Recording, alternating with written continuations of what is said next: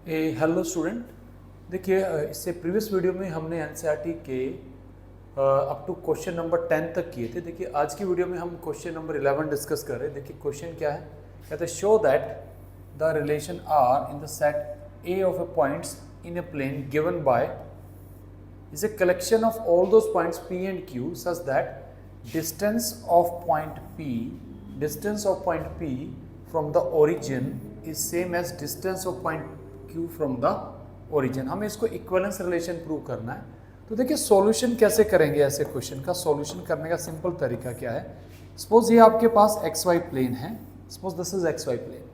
तो हमें क्या करना है कि ऐसे पॉइंट्स हमने लिए हैं, पॉइंट्स P एंड Q, और हमने इन पॉइंट्स को ओरिजिन से कनेक्ट किया और इन दोनों का डिस्टेंस क्या है, इक्वल है।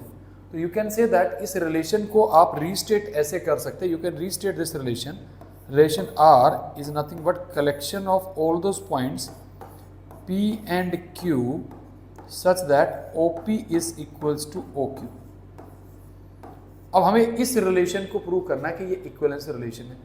डेफिनेटली ये, और इस कलेक्शन में क्या है, पॉइंट्स हैं सारे प्लेन के अंदर। तो हमने एक्स वाई प्लेन ही कंसिडर कर लिया। तो सबसे पहले हम देखेंगे रिफ्लेक्सिव के लिए। तो देखिए रिफ्लेक्सिव के लिए कैसे लिखेंगे, how will prove that the given relation is reflexive. See, ये रिलेशन रिफ्लेक्सिव होगा। रीजन इज कि भाई एक बात आइए, P, P ये तो हमेशा रिलेशन R में आएगा ही आएगा। This will always in the relation because OP is always equals to OP। भाई OP तो OP के बराबर आएगा ही आएगा। Definitely this relation is reflexive. Now the next comes symmetric. क्या ये रिलेशन सिमेट्रिक होगा? देखिए सिमेट्रिक के लिए भी बड़ा सिंपल तरीका है। यू कैन सी दैट अगर मान लीजिए P, Q रिलेशन R में है, तो यार ये सीधा सीधा क्या इंप्लाई कर रहा है, it is implying that OP is equals to OQ and we can always say that is Q, P भी तो R में आ जाएगा क्लियरली। क्योंकि अगर distance OP equals to OQ है तो definitely OQ equals to OP भी आएगा। So this is symmetric also. अब ट्रांजिटिव के लिए भी लिखना बड़ा आसान है, जरा ध्यान से देखिएगा। ट्रांजिटिव रिलेशन, ट्रांजिटिव के लिए हम क्या करेंगे जरा समझिए। What will we do for the transitive relation? Simple है, हम 3 पॉइंट्स ले लेते हैं। मान लीजिए P, Q R में है, P, Q R में है, तो इसका मतलब क्या आ जाएगा, OP is equals to OQ। फिर हम क्या ले लेते हैं, Q, S, हमने एक नया पॉइंट ले लिया, ये बिलोंग्स टू R, तो OQ is equals to OS आ जाएगा बेटा। ये 1 है, ये 2 है। क्या इन दोनों को हम इक्वेट कर सकते हैं? Yes, we can equate them. अब जरा ध्यान से देखिएगा, OP OQ के बराबर, OQ OS के बराबर, तो we can say that OP OS के बराबर आ गया भाई, OP OS के बराबर आ गया। अब अगर OP OS के बराबर आ गया है तो क्या हम कह सकते हैं, this will imply P, S belongs to R। तो बेटा क्लियरली जो ये रिलेशन है रिफ्लेक्सिव भी हो गया, सिमेट्रिक भी हो गया, ट्रांजिटिव भी हो गया, तो इक्विवेलेंस रिलेशन तो हो गया। फर्दर ये कहता है show that set of all points related to the point P। Point P कहाँ है, ओरिजिन पे नहीं है, is the circle passing through the P with origin as centre. तो देखो इस फैक्टर को हम फील कराते हैं। कैसे फील कराएंगे, ज्योमेट्रिकली देखिए। मान लीजिए यहाँ पे कोई पॉइंट है P जो कि ओरिजिन पे नहीं है। We have this point P which is not at the origin. अब हमें क्या करना है कि सपोज मान लीजिए इस पॉइंट P के जो कोऑर्डिनेट्स हैं अल्फा, बीटा है, तो कोऑर्डिनेट्स आर अल्फा, बीटा। तो मुझे यहाँ पर इक्विवेलेंस क्लास निकालनी है अल्फा, बीटा की। इसका मतलब क्या हो गया, अब अल्फा बीटा की इक्विवेलेंस क्लास में कौन से एलिमेंट्स आएंगे इस पॉइंट P के साथ रिलेटेड, वो सारे पॉइंट लेंगे हम। इस पॉइंट को जब ओरिजिन से कनेक्ट करेंगे तो डिस्टेंस इसका मेजर कर लेंगे। मान लीजिए जो भी डिस्टेंस आया वो डिस्टेंस, मान लीजिए कोई भी कांस्टेंट R आ गया जी, ये डिस्टेंस। तो अब हम क्या चाहते हैं यहाँ पे इसकी इक्विवेलेंस क्लास निकालने के लिए, what we need to show, हम वो सारे पॉइंट्स चाहते हैं इस पॉइंट से रिलेटेड होंगे जिनका डिस्टेंस ओरिजिन से ये सेम आए R यूनिट। ओके, यानी distance OP equals to that variable point. तो अब मैं कह रहा हूं कि इसकी इक्विवेलेंस क्लास में वो एलिमेंट x, y आएंगे such that x, y related to क्या आएगा बेटा, अल्फा, बीटा। ये स्टेप बहुत इंपॉर्टेंट है, अल्फा कोमा बीटा। ये दो पॉइंट आपस में कब रिलेटेड होंगे जी? जब इन दोनों का डिस्टेंस, मान लीजिए यहाँ पे वेरिएबल पॉइंट है x कोमा y, तो इन दोनों का डिस्टेंस ओरिजिन से क्या आएगा? We can write this as it is a collection of all those x comma y such that, अब x कोमा y का डिस्टेंस ओरिजिन से बेटा क्या आएगा? It is nothing but root X square plus Y square. और alpha beta का distance origin से क्या आएगा यार? वो डिस्टेंस आएगा under root of alpha square plus beta square. अब अगर मैं स्क्वायरिंग करूं तो यार ये इक्वेशन क्या है? Just do the squaring part. So I will be obtaining X square plus Y square is equals to alpha square plus beta square root का स्क्वायर। मुझे बताइए ये किसकी इक्वेशन है? It is the equation of circle. ये किसकी equation है? Circle जिसका सेंटर क्या है? सेंटर है 0 0 और रेडियस ये आ गई। यही तो प्रूव करना था कि हमें वो सारे पॉइंट्स जो ओरिजिन पे नहीं है, इस पॉइंट के साथ जो रिलेटेड पॉइंट्स आएंगे तो डेफिनेटली क्या बनाएंगे? अगर इन सारे पॉइंट्स को मैं कनेक्ट करूँ ऐसे, they will form a circle. ऐसे एक सर्कल बनेगा और ये सारे के सारे पॉइंट्स इस सर्कल की सर्कमफ्रेंस में होंगे। यहाँ पे the points will be on the circumference. तो this is the solution of this problem. अच्छा क्वेश्चन है एनसीईआरटी में।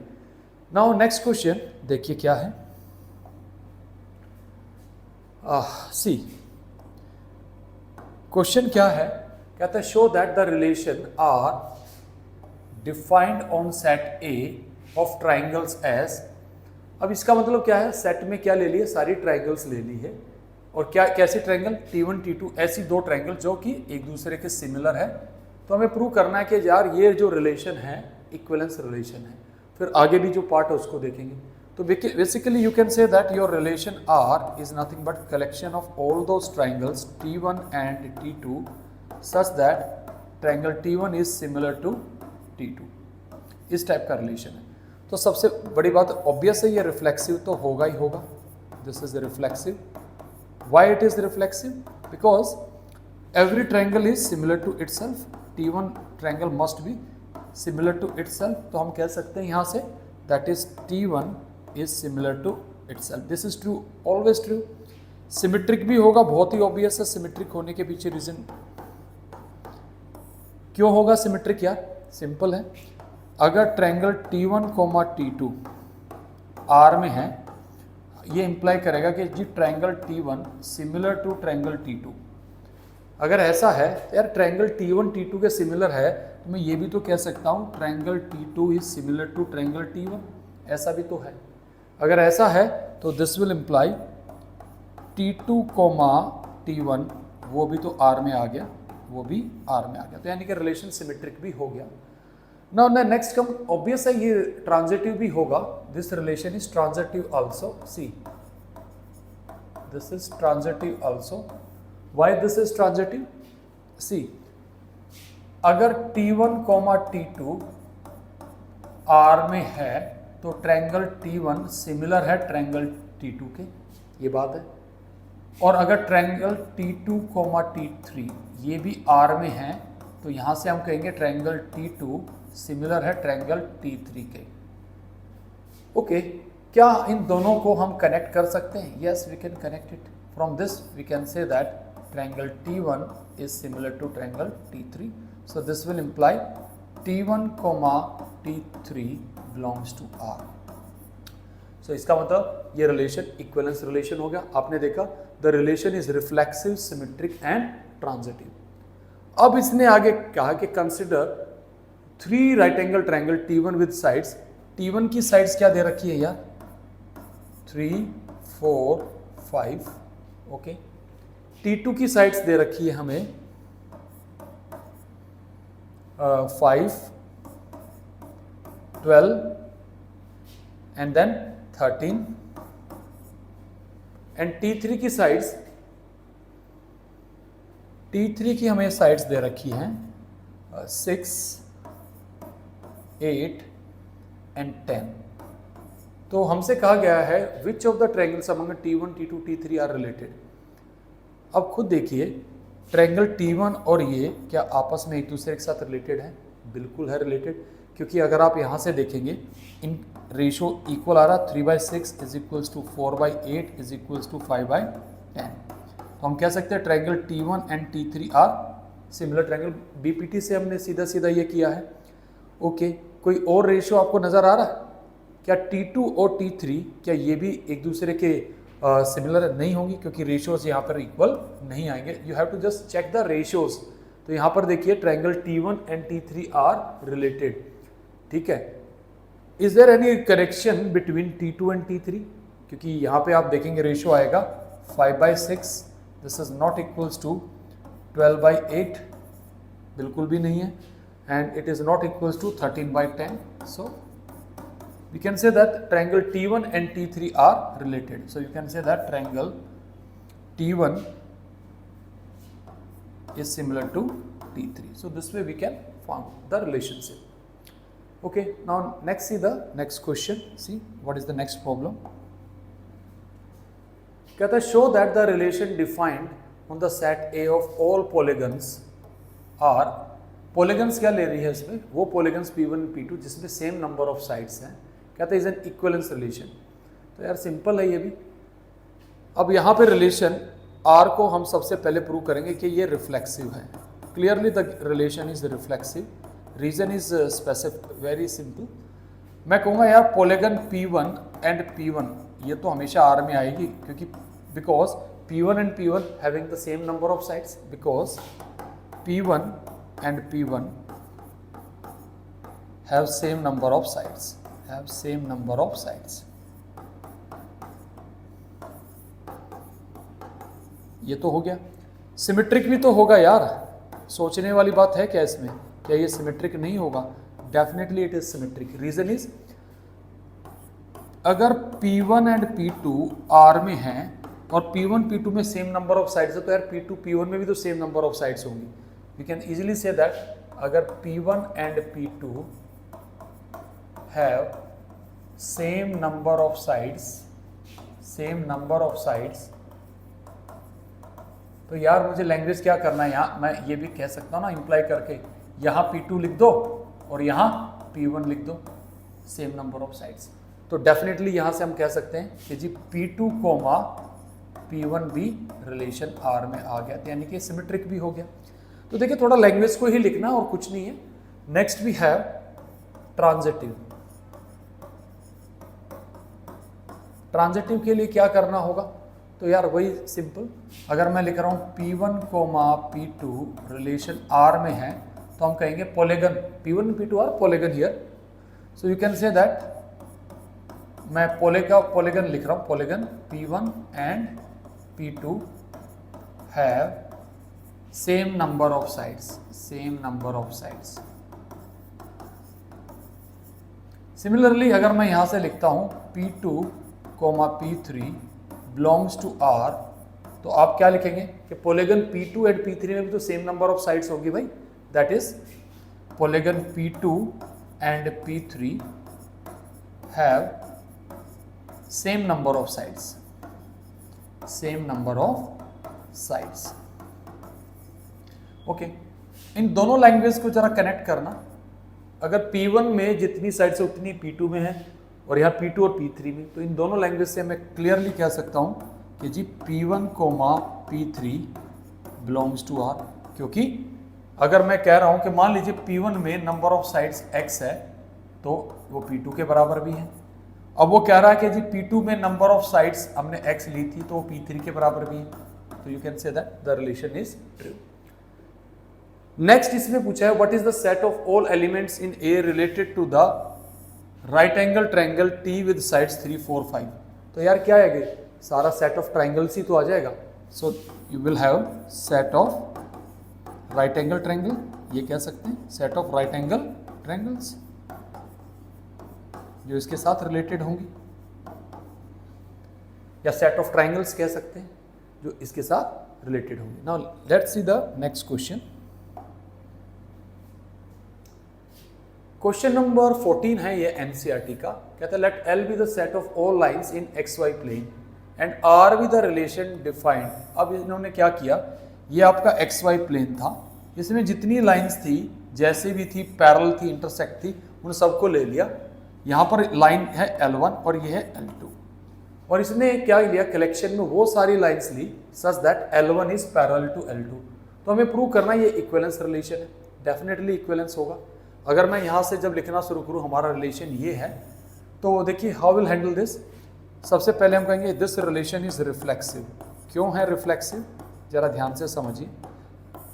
Because line L1 comma L1 belongs to R, because line L1 is parallel to itself. You can say that line L1 is parallel to itself. आप ऐसे लिख सकते हैं, हर एक line अपने आप के तो पैरेलल होगी। Okay, next is symmetric. अगर मैं यहाँ से सिमेट्रिक की बात करूँ, जरा ध्यान से देखिए, ये रिलेशन सिमेट्रिक भी होगा। This relation is symmetric as well, क्योंकि अगर मैं कहता हूँ L1 L2 belongs to R, तो आपने कहा जी लाइन L1 पैरेलल है L2 के, तो यार उल्टा भी तो ट्रू है। This will imply L2 is parallel to L1, तो आप लिख देंगे जी L2 comma L1 belongs to R। ये सिमेट्रिक की डेफिनेशन आपके सामने आ गई, तो सिंपल है। नेक्स्ट आपको ट्रांजिटिव प्रूव करना है। देखिए ट्रांजिटिव के लिए क्या करेंगे, अब यहाँ तीन लाइनों का खेल होगा। मान लीजिए L1 कोमा L2, देखिए लिखने का स्टाइल है बिलोंग्स टू R, तो आप लिखेंगे L1 लाइन पैरेलल है L2 के, लेट इट बी 1। नेक्स्ट है L2 L3 belongs to R, इसका मतलब क्या हो गया, L2 पैरेलल है L3 के। यार आपके सामने मान लो मैं ऐसे लाइन बनाऊं, सी यहां हम कह रहे हैं कि ये दोनों लाइन पैरेलल और L3 ये है, तो यार आप बताइए ना, ये सारी पैरेलल होगी। अगर इनको देखें तो L1 L3 के पैरेलल आ जाएगी, so this will imply L1 parallel to L3, ये भी आ गया। तो इसका मतलब क्या हो गया, L1 comma L3 belongs to R, तो रिलेशन ट्रांजिटिव भी हो गया, तो it is an equivalence relation. अब वो कहता है फाइंड द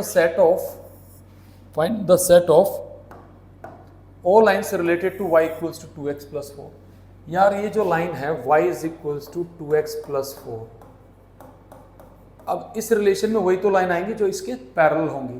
तो इसके पैरेलल लाइन निकालने के लिए हम क्या करेंगे, इस लाइन का स्लोप कितना है, m equals to 2, तो set of all lines will be equals to, you can write this as 2x plus c, क्योंकि सारी पैरेलल तभी होंगी, स्लोप m को हमें कितना रखना पड़ेगा 2, और ये हमारा intercept c can take any real values, तो ये सारी लाइंस इससे रिलेटेड आ जाएंगी। आई होप आपको ये सॉल्यूशन समझ में आया होगा। तो बढ़ते हैं अब नेक्स्ट क्वेश्चन में। देखिए नेक्स्ट क्वेश्चन क्या है हमारा, just see the next question. देखिए MCQ है, ध्यान से समझिएगा। कहता है let R be the relation in the set 1 2 3 4, ये दे रखा है। रिलेशन में क्या क्या एलिमेंट दे रखे हैं यार, 1 2 2 2 1 1 4 4 1 3 3 3 3 2। Choose the correct option. पहले तो ये बताइए क्या ये रिफ्लेक्सिव है, आराम से देखिए। रिफ्लेक्सिव के लिए कौन कौन से पेयर चाहिए जी, 1 1 है इसमें, 2 2 है इसमें, 3 3 है इसमें, 4 4 है। तो एक तो बात समझिए, जहाँ जहाँ रिफ्लेक्सिव पहले वो देख लीजिए यार, जहाँ रिफ्लेक्सिव नहीं है उसको तो काट ही दो, यानी ये ऑप्शन तो नहीं होगा। चलो ठीक है, अब चेक करते हैं क्या ये सिमेट्रिक है। हमने देखिए एक एक ऑप्शन हम चेक कर रहे हैं, रिफ्लेक्सिव है क्लियरली। क्यों है रिफ्लेक्सिव बच्चों, आपको अच्छे से समझ में आ गया। रिफ्लेक्सिव होने के लिए इस सेट में ये सारे एलिमेंट्स अवेलेबल है, 1 1 भी है, 2 2 भी है, 3 3 भी है, और आप देखेंगे यहाँ से 4 4 भी इसमें है। So the relation is clearly reflexive. अब बढ़ते हैं सिमेट्रिक की तरफ। सिमेट्रिक तो नहीं है भैया, अगर आप देखें सिमेट्रिक है क्या, एक एक करके टिक करते चलेंगे कि सिमेट्रिक है या नहीं है। Just check it out. Relation में 1 2 है, देखो जरा 1 2 R में है, बट इसका इनवर्स पेयर तो नहीं है, 2 1 R में नहीं है। देखिए जरा ध्यान से, 2 1 R में नहीं है, तो यहीं से हो गया कि सिमेट्रिक पे काटा मारो, रिफ्लेक्सिव है। अब चेक करते ट्रांजिटिव है क्या, चेक करते क्या ये रिलेशन ट्रांजिटिव है क्या। उसके लिए क्या करेंगे जरा ध्यान से देखिएगा, हाउ विल हैंडल दिस। सी हमने यहाँ पे देखा डेफिनेटली इक्विवेलेंस भी नहीं होगा, इस पे भी काटा मारो। देखो ऑप्शन सी से करते हैं। अब कहता है R is reflexive and transitive but not symmetric. आगे ऊपर वाला पढ़िए, R is reflexive and symmetric not transitive. देखो पहले दो ऑप्शन से ही देखिए, रिफ्लेक्सिव तो ये है बट सिमेट्रिक नहीं, यानी कि ये ऑप्शन भी नहीं है। तो देखो यहाँ एलिमिनेशन से ये तो पता पड़ेगा कि ऑप्शन बी ही करेक्ट है। तो देखिए ऑप्शन बी यहाँ करेक्ट आएगा। अब ट्रांजिटिव है, क्यों है जरा ध्यान से देखिएगा। हम यहाँ से देखें 1,2 आर में है। अब 2 की कहीं आगे देखिए पेयरिंग है क्या, 2 है तो 1 2 ही आएगा, कोई आगे पेयरिंग नहीं है, तो ट्रांजिटिव है। अब 1 3 देखिए, 1 3 और फिर 3 2, ये दोनों है। इन दोनों को कनेक्ट करेंगे ट्रांजिटिविटी के लिए, तो आप देखेंगे 1,2 बिलोंग्स टू आर, जो कि ऑलरेडी सेट में है। So clearly this relation is reflexive, transitive but not symmetric. तो देखिए खैर एग्जाम में जब करेंगे तो आप इस एलिमिनेशन टेक्निक से कर सकते हैं, कैसे हमने इसको हैंडल कर लिया। Now see the next question. What is the next question here? ये भी हमारे पास एमसीक्यू है भाई, एनसीईआरटी का ही एमसीक्यू है, जरा ध्यान से समझिए क्या है। कहते हैं let R be the relation in the set N, यानी सेट एन का मतलब क्या है, नेचुरल नंबर्स पे रिलेशन डिफाइंड है। Is a collection of all those a comma b, a किसके बराबर है, बी माइनस 2। जरा ध्यान से देखना, ए हमारे पास किसके बराबर है, बी माइनस 2, और बी क्या है भाई साहब, 6 से बड़ा। और ए और बी यहाँ पर क्या है क्वेश्चन में, जरा ध्यान से देखना, A and B natural numbers हैं भाई, और बी कौन से नेचुरल नंबर्स हैं, आप ही बताओ बी कौन सा नेचुरल नंबर है। बी हमारे पास जो नेचुरल नंबर है वो 6 से बड़ा होना है, यानी कि बी की वैल्यू जो होनी चाहिए वो क्या होनी चाहिए, 7 8, उसके आगे आगे ही होना चाहिए।